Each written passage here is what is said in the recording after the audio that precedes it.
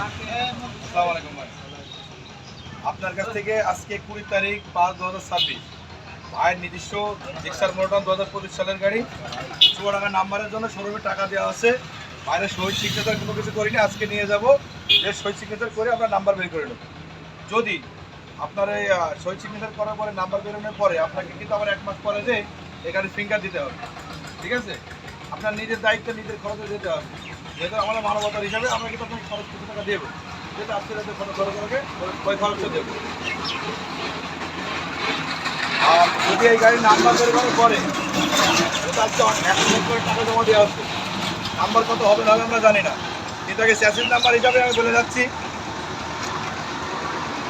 Chassis number 2292-2292-36, chassis number শেষে 6টা অক্ষর 2292-36। গাড়িটা আজকে নিয়ে যাচ্ছি 20 তারিখ 5/2026।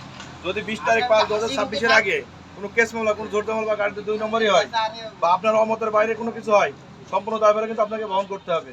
যেহেতু আপনার নিজের না, আপনার ছোটো ভাইয়ের নামের গাড়ি, ঠিক আছে? তো ছোটো ভাই এখানে উপস্থিত আছে, কিন্তু আপনি নিজে টাকা ধরেছেন বা আপনি নিজে দাম বের করেছেন, তার কারণে আপনাকে ভিডিওতে নিয়ে আসছি। আর ছোটো ভাইকে বলে দেবেন আপনার নাম্বার বেরোনোর পরে আপনার একদিন চুয়াডাঙ্গাতে যেতে হবে, ঠিক আছে? আমরা গাড়ি আমরা দেখে নিলাম, কাগজপত্র দুর্দামলা থাকলে আপনাদের, আর আপনার টাকাটা বুঝে নেন। যদি টাকা 2 নম্বর সেবা পাঠা 2 নম্বর থাকে, সম্পূর্ণ দায়ভার আপনাকে। এখন যতক্ষণ আসছে ততক্ষণ দেখে নেবে, সুন্দর ঠিক আছে? আপনার কাগজটা দেন আমাকে বুঝায়। মিডিয়া একটা বিরাট একটা জিনিস কি বাবা।